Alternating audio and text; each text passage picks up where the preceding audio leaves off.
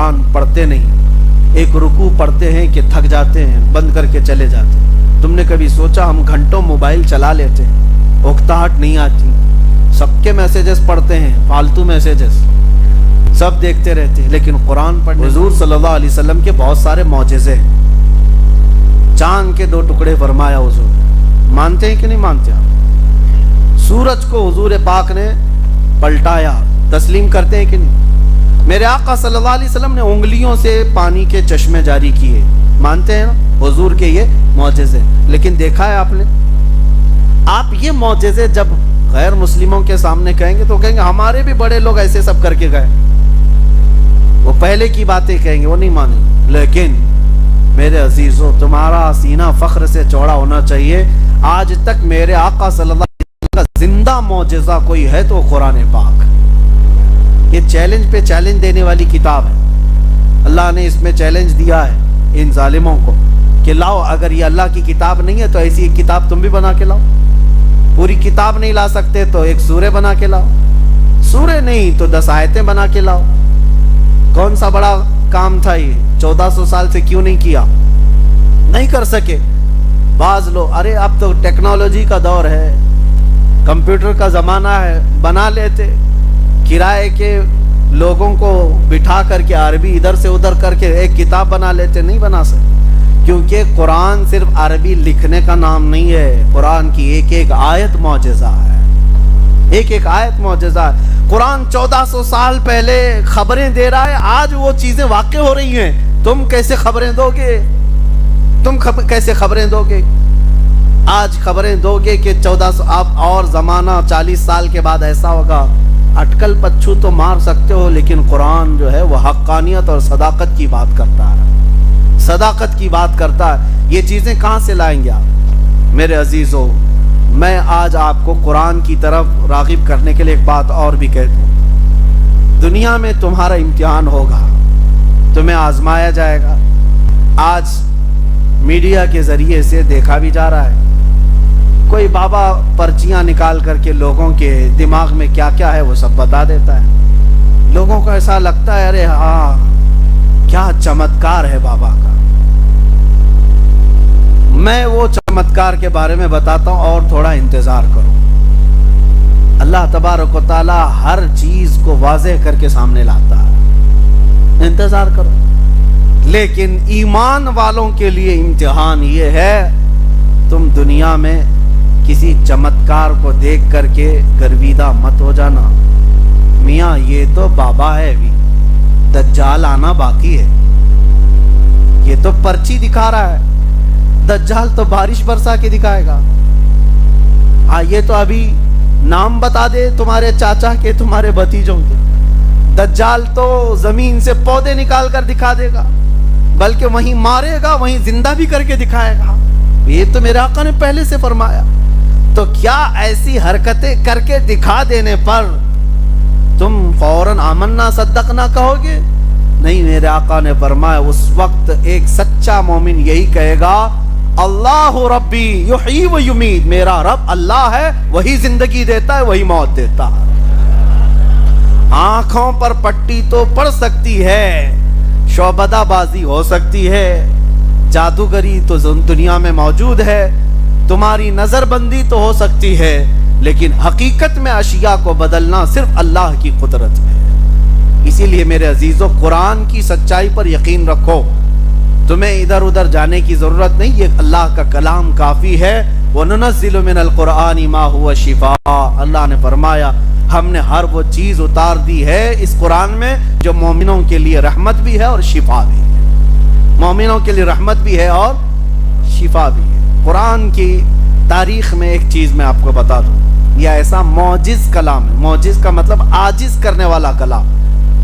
آپ کو کیا لگتا ہے اس کا جواب کوئی لایا نہیں ہوگا؟ اب تک لانے کی کوشش کیے تھے عرب لوگ، اور وہ بھی بھاڑے کے لوگ، کرائے کے لوگ، شاعر لوگ۔ مکہ والے پریشان ہو گئے آیتیں سن سن کر کے۔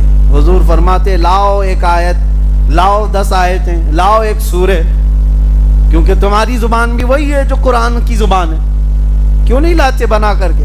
ان کی طاقت نہیں ہوئی تو یمن کے، شام کے، جگہ جگہ کے جو بڑے بڑے فصیح و بلیغ شاعر تھے ان کو لے کے آئے، کہا کہ جتنے پیسے چاہیے لے لو، یہ قرآن کا جواب لکھ کر کے لاؤ۔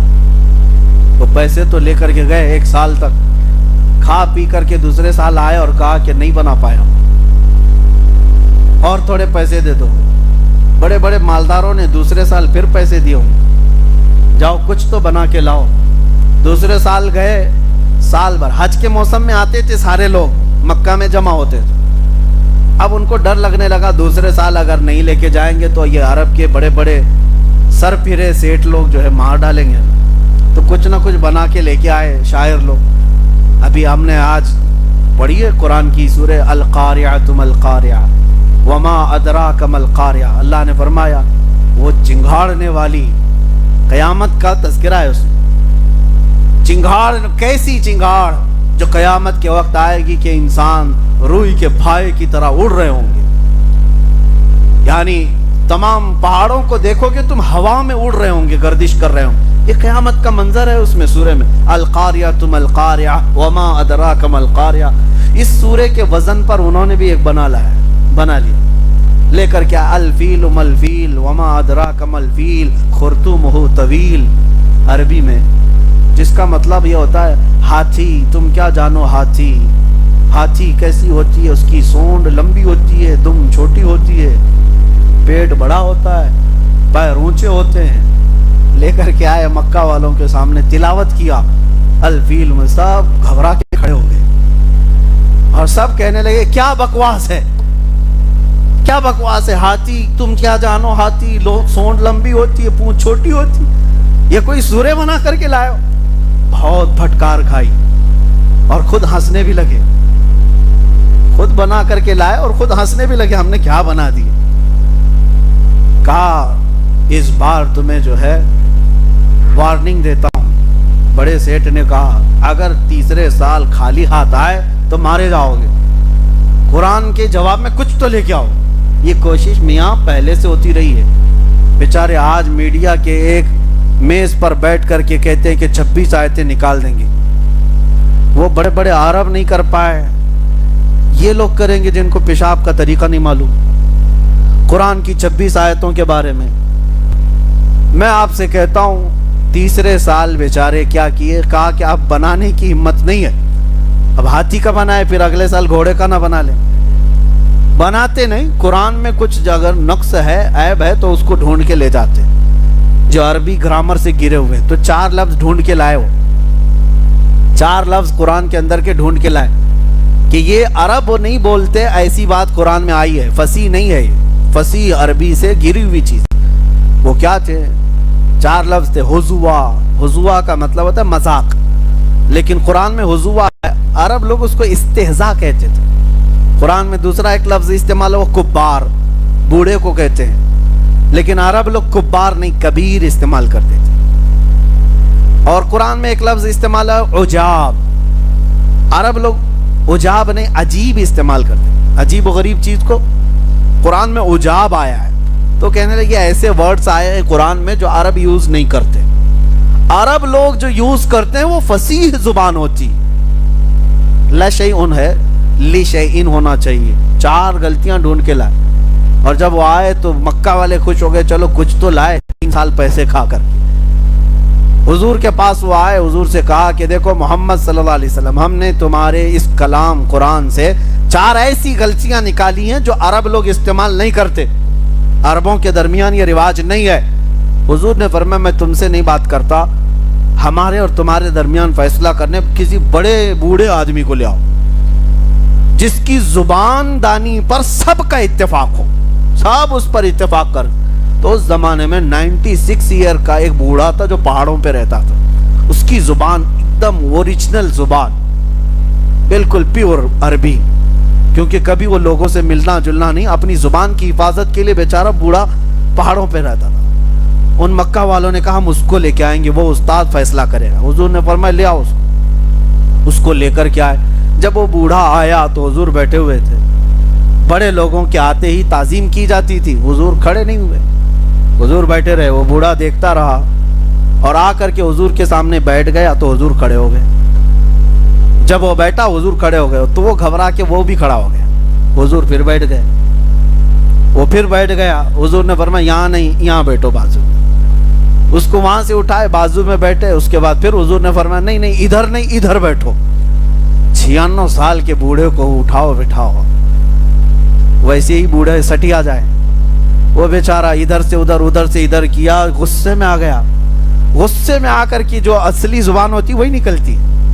اس نے کہا یا محمد اتتخذنی حضوا وانی شیخ کبھی کبار وان ھذا منکم لشیء عجاب. وہ 4 غلطیاں جو یہ پکڑ کے لائے تھے, وہ بوڑھا وہی 4 باتیں بول رہا تھا. وہ کہہ رہا تھا اے محمد تم میرا مذاق اڑا رہے ہو. حضوا کا لفظ اس نے استعمال کیا. کہا انی لشیخ کبار, میں تو کبار بوڑھا آدمی ہوں. وَإِنَّ هَذَا مِنْكُمْ لَشَيْءٌ عُجَابٌ, اور ایسی حرکت آپ جیسے آدمی سے بہت عجیب ہے. اس نے نہ عجیب کہا, نہ کبیر کہا, نہ استہزاء کہا. اس نے کہا حضوا, عجاب, کبار. جو عرب لوگ غلطیاں پکڑ کے لائے تھے کہ عربی لوگ استعمال نہیں کرتے, یہ بوڑھا سٹیا کر وہی لفظ استعمال کر رہا ہے. حضور نے ان کی طرف دیکھا اور کہا جس کو فیصلہ کرنے لائے تھے وہی 4 باتیں تو کہہ رہا ہے. جس کو تم کہہ رہے ہو کہ قرآن کی فصیح زبان نہیں ہے, تو سب سے بڑا استاد وہ استعمال کر رہا ہے. بیچارے شرما کر منہ جھکا کر چلے گئے. قرآن کا جواب اس وقت بھی نہ لا سکے تھے. حضور کے زمانے میں ایک اور چیز ہوتی تھی. شاعر لوگ, شاعروں کا رواج تھا, جو سب سے اچھی شاعری کرتا تھا اس کی شاعری خانہ کعبہ کے پاس لا کر لٹکا دی جاتی, اور چیلنج ہوتا تھا اس سے اچھی شاعری اگر کوئی لکھے گا تو یہ پرانی والی نکال دیں گے اور نئی والی پھر لگائیں. عربوں میں فیصلہ ہوتا تھا بیٹھ کر. تو کعبے کے دروازے کے پاس جس کی شاعری لٹکی ہے وہ سب سے عمدہ شاعری. عربی میں شعر و شاعری کا رواج. ایک دن حضور صلی اللہ علیہ وسلم نے لکھوایا سورہ کوثر کو, انا اعطیناک الکوثر فصل لربک وانحر ان شانئک هو الابتر. 3 آیتیں بس لکھوا کر کے کعبے کے پاس لٹکا دیا اور کہا کہ جو اس سے بہتر لکھ کر کے لائے گا یہ نکالا جائے گا اور نیا لگایا جائے گا. اب عربوں کو پتا تھا اس کے معنی کیا ہیں, اور یہ 3 آیتیں نہیں ہیں ہمارے اور آپ کے لیے, ہم اجنبی ہیں عربی سے, لیکن عربی لوگ جانتے ہیں اس میں کتنا سمندر بھرا ہوا ہے معنوں میں. دیکھتے رہے. پھر اس زمانے میں بھی انہوں نے بہت بڑے شاعر کو پکڑ کر لا کر کہا اس کا جواب لکھو, اس کو اترواؤ کعبے سے. وہ آیا, دیکھا, غور سے پڑھا, انا اعطیناک الکوثر فصل لربک وانحر ان شانئک هو الابتر. اپنی طرف سے نیچے لکھ کر کے لگایا ما ھذا کلام البشر. کہا کہ یہ بشر کا کلام ہو ہی نہیں سکتا. اس نے کہا میں کیا شاعری لکھوں, یہ جو کلام ہے یہ بشر کا ہو ہی نہیں سکتا. اس کے بعد سے آج تک کعبے پہ لٹکانے کا رواج ہی ختم ہو گیا. قرآن کے آنے کے بعد پھر کوئی فصیح زبان اس کا مقابلہ نہیں کر سکی. یہ میرے رب کا کلام سچا اور میرے مصطفیٰ کا سچا معجزہ ہے. مجھے حیرت اس بات کی ہے کہ ہماری قوم اس سے غافل ہے, اس قرآن پاک سے. اس کے ترجمے, معنی, تفسیر تو دور کی بات, پڑھنا نہیں آتا لوگوں کو. میتوں پر پڑھتے, ابھی رمضان میں جھٹک کر کے نکالے ہوں گے کہ پڑھنا ہے. لیکن میرے عزیزو, اس قرآن کے ساتھ اتنی ناانصافی کرتے رہو گے تو ہدایت کیسے پاؤ گے؟ درس قرآن اگر ہم نے نہ بلایا ہوتا, یہ زمانے نے زمانہ نہ دکھایا ہوتا. وہ زمانے میں معزز تھے مسلمان ہو کر, آج ہم خار ہوئے تاریک قرآن ہو کر. ہم قرآن چھوڑ کر کے خار ہوئے. اتنا علم اس کے اندر ہے. میں نے اب تفسیر کے لیے جو اس سال مزاج بنایا تھا کہ قرآن کے اندر جو علوم ہیں میں آپ کے سامنے نکال کر کے رکھوں گا. آج ریسرچ کرنے کے بعد جو علوم لائے گئے, میں نے وہ علوم قرآن میں پڑھے. نام اگرچہ الگ الگ دیے ہوں, میڈیکل سائنس کی کتنی تھیوریاں میں قرآن سے آپ کو نکال کر بتاؤں. ایمبریالوجی جس کو کہا جاتا ہے, بچے کے پیدا ہونے کا سارا علم, ایمبریالوجی, یہ پورا قرآن نے اس زمانے میں بتایا ہے جب نہ سونوگرافی کی مشین تھی, نہ ایکسرا تھا, نہ سی ٹی اسکین, کچھ نہیں. ماں کے پیٹ میں بچہ کیسے کیسے پلتا ہے, وہ ہو بہو وہی الفاظ آج میڈیکل سائنس میں موجود ہے. یہ قرآن کے اندر وہ علوم موجود ہے. اور علم نباتات جس کو کہتے ہیں بوٹانی, اور آرکیالوجی، آسٹرونومی، آسٹرالوجی، یہ الگ الگ علوم آج پیدا کی گئے. آسٹرالوجی والے زمین کے ماہرین، فلکیات کے ماہرین زمین کے اندر کے خزانے کھوج رہے ہیں، اور قرآن نے وہ سب اس میں بتایا ہے.